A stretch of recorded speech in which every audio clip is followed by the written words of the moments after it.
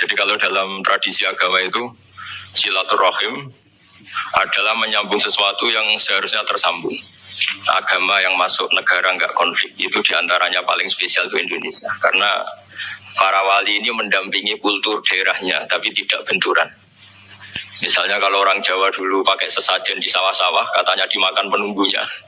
Ya penunggunya sawah itu kalau dulu ya pikirannya itu makhluk gaib. Di era modern ya penunggunya itu ya kambing, ayam itu. Jadi ya memang yang makan itu akhirnya. Tapi dulu itu aneh, diistilahkan dimakan penunggunya. Kalimat penunggu itu apa ya gak jelas, apa dengan tanda petik apa penunggu betul gak jelas.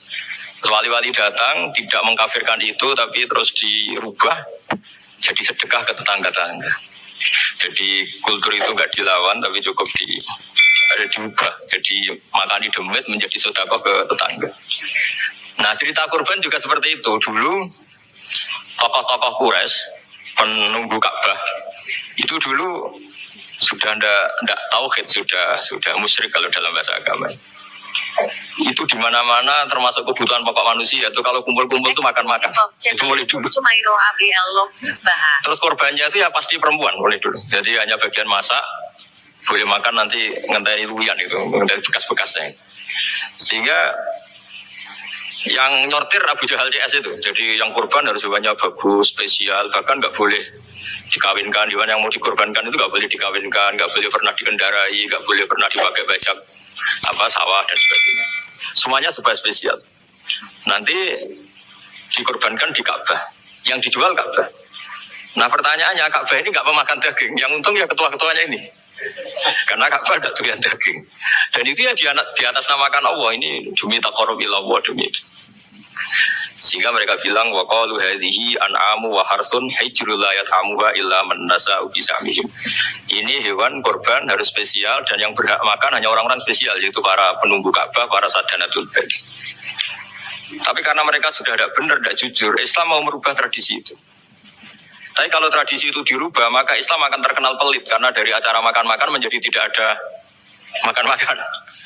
Jadi kadang kebenaran itu harus diganti dengan sesuatu yang tidak ekstrim. Karena tadi dari acara makan-makan menjadi sama sekali nggak makan-makan. Maka terus diganti oleh Islam dengan kalimat udhiyah, dengan kata kurban. Nah kenapa itu harus terjadi? Karena kurban itu sebetulnya syariatnya Nabi Ibrahim, di mana orang Mekah itu memang turunan Nabi Ibrahim. Sehingga sisa-sisa makan-makannya masih. Cuma mulai ada melenceng, ada sesajen, ada khurafat, ada bid'ah. Kemudian itu mulai masalah. Terus Rasulullah Muhammad SAW datang ingin benahi itu. Tapi yang dibenahi adalah menghilangkan kemusyrikannya, bukan makan-makannya. Akhirnya diganti oleh udhiyah. Nah kenapa ada kurban? Kalau dalam banyak literatur, Nabi Ibrahim alaihissalam itu Nabi yang paling dengan tanda kutip mengklaim kalau beliau itu orang paling sayang kepada Allah, paling dekat kepada Allah. Gak ada yang dicintai selain Allah.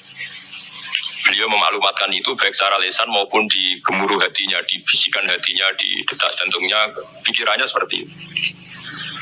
Pas itu beliau belum punya putra karena beliau termasuk lambat punya anak.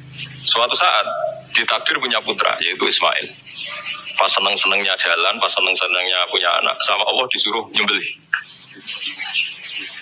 Anak kamu harus kamu sembelih. Ibrahim kaget. Kenapa ya Allah? Kamu adalah orang yang sering ngomong bahwa yang paling kamu cintai saya. Tapi setelah ada anak kamu, kayaknya enggak. Protes Nabi Ibrahim, Pak. Yang benar Gusti, iya harus anak kamu. Karena beliau kadung janji, kadung komitmen yang paling dicintai Allah, tidak ada yang lain. Saya akan mencintai engkau ya Allah, meskipun harus mengorbankan anak saya. Singkat cerita, terus disyariatkannya korban itu. Ketika Nabi Ibrahim berkomitmen melaksanakan perintah itu, Ismail juga mau nurut, bersama Allah diganti oleh hewan kurban yang bernama kambing.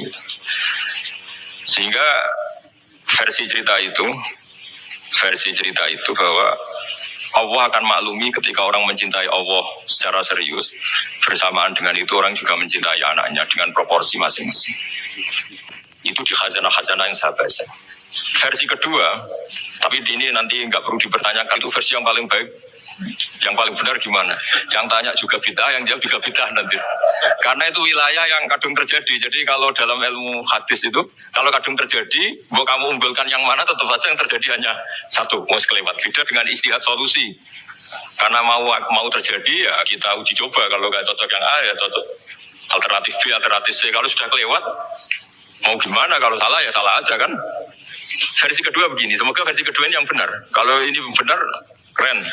Nabi Ibrahim itu memaklumatkan diri. Kalau dalam bahasa Arab itu idea itu mengklaim bahwa dia adalah orang yang paling sayang terhadap makhluk Allah, semua hamba Allah. Terus beliau diterbangkan ke langit. Diterbangkan ke langit, ke alam malakut. Ya udah saya ditanyakan, terbang gimana? Nanti ribut nanti itu. Setelah diterbangkan di langit, wa kadzalika nuri Ibrahim malakutas samawati wal ardh, diperkenalkan alam langit, terus dipertontonkan. Itu ada sekian hamba Allah yang nyabu, yang ngefly, yang dugem, pokoknya yang maksiat-maksiat itu. Ibrahim ditanya sama Allah, gimana itu mereka menurut kamu? Damirhum, habisi saja Allah. Mereka makan rezekimu, hidup di bumimu, tapi mereka tidak mengindahkan engkau. Matikan saja. Sama Allah diturutin. Jalan-jalan lagi sampai 3 kali peristiwa tempat-tempat maksiat itu dihabisin sama Nabi Ibrahim. Beliau minta sama Allah supaya itu dihabisin. Singkat cerita, terus beliau diturunkan sama Allah. Saat diturunkan, ya Allah tidak jawab, tidak apa. Allah itu punya sunnah, punya tradisi. Dengan nabinya itu tidak jawab. Suatu saat Nabi Ibrahim disuruh bunuh anaknya, disuruh nyembelih. Protes kan? Buat samrotu fuadi, ini kekasih saya, putra saya, kenapa engkau nyuruh membunuh? Terus kata Allah, kamu udah ingat, di malam kamu saya mi'rajkan, melihat hamba-hambaku, dan itu yang bikin aku, dan saya cinta sama mereka yang bikin saya, kamu enak saja minta dibunuh. Segerian gantian saya yang minta, kamu udah nurutin gitu. Kamu pas minta saya, tidak tak pikir, langsung tak turutin. Kenapa saya yang sekarang minta kamu pikir? Tapi buat samrotu fuadi, itu buat hati saya. Emangnya makhluk-makhluk itu makhluk siapa? Saya yang bikin, kamu enak saja nyuruh bunuh. Nah semenjak itu jadi kearifan kita. Makanya ada guyonan di dunia kiai itu, ada anak perempuan, kan nggak lazim ya, perempuan pakai Elbro kalau dulu, mungkin sekarang pakai ninja, pakai celana jin. Siapa itu? Luput subuh itu. Siapa itu perempuan kok gitu? Luput aneh jenengan astagfirullah, dongko pangeran Jepuro. Jadi langsung rubah dari maksudkan menjadi enggak karena keluarga. Nah jangan-jangan kebencian kita pada maksiat itu oke, kita wajib benci maksiat, tapi tetap ada catatannya. Kalau yang maksiat itu tidak orang yang terkait dengan kita. Coba kalau yang maksiat itu orang yang terkait dengan kita, itu anak kita, ponakan kita, mungkin istri kita, paling mintanya ya Allah ampuni. Sama-sama maksiat, yang satu minta dihabisin, yang satu kita minta diampuni. Fair gak kita sebagai manusia? Tidak fair. Tidak fair. Makanya kalau ada guyonan, ada supir salah dimarahin, pasti supir ini belum pegang rahasia. Tapi kalau sudah pegang kartu, si majikannya punya apalah gitu, simpanan gitu, wah ini pegang. Berani marah gak tuh? Jadi itu guyonan kiai. Makanya jadi manusia itu gak pernah adil sebenarnya. Makanya Allah pernah mensifati manusia itu bakanal insanu zaluman jahula. Manusia itu sangat zalim dan sangat bodoh. Kalau misalnya jenengan tanya, orang soleh pun itu gimana? Orang soleh asal manusia tidak nabi, itu ya mesti ada zalimnya. Makanya kalau dalam kitab Hikam diterangkan, kitab Hikam itu kitab yang olah manusia. Itu menyebut begini, manusia itu siapa? Dijawab, manusia itu mangkanat mahasinuhu masawiyah. Orang yang ketika baik saja salah, apalagi ketika salah. Kita misalnya punya toko laris itu, banyak mustajab laris, pembelinya banyak, kualitasnya bagus. Pasti ada toko sekeliling yang megap-megap karena orang sekarang ke kamu kan itu. Sehingga orang supaya terus merasa salah, Robbana dalam nanusana, meskipun kita sedang benar pun. Saya termasuk kiai yang kalau melepas haji, mungkin yang haji itu mangkel. Karena saya tidak pernah muji-muji haji, meskipun saya melepas orang haji. Umumnya kiai kalau ada orang haji kan dilepas haji mabrur, tidak ada lain balasan kecuali surga. Saya tuh karena pernah kecil, pernah dengerin masyarakat. Itu ngenes ketika si kiai pidato tadi ternyata ngenes. Ngenesnya seakan-akan surga itu hanya milik yang haji. Mana kaya kula sepudi Gus untuk ora kelar kaji. Semenjak itu setelah saya jadi kiai ya dendam juga. Akhirnya setelah saya jadi kiai kalau ngaji orang yang haji mabrur balasannya surga, orang yang fakir sabar juga surga, orang yang sering dimarahin istri juga surga. Kata pokoknya surga terus. Sampai yang mau haji itu Gus, gimana kok bahas kita kok sama dengan mereka? Ya karena saya ada ulama pesanan kata gitu. Jadi artinya gini, ketika Anda muji ibadah haji, jangan kira yang ngenes tidak banyak, yang ngeluh juga banyak karena mereka ada takdir gak mampu haji. Itu hebatnya Islam. Islam juga datang dengan solusi-solusi. Misalnya Jumatan itu hajinya orang miskin, orang yang ingat Allah mulai subuh sampai matahari terbit juga sama dengan umroh. Jadi karena tidak semua orang itu mampu haji. Jadi itu Islam. Nabi Ibrahim diperingatkan Allah bahwa Tidak seperti itu cara mengelola hambaku. Nah, Islam ini kata Allah, anit tabi' millata Ibrahim Hanifah. Referensinya Islam, mentornya Islam itu Nabi Ibrahim.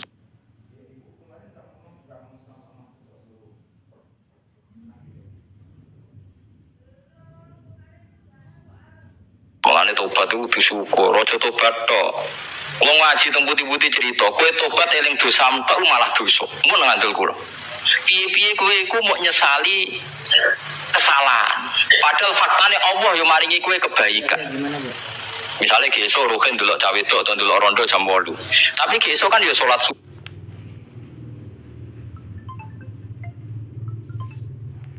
Halo.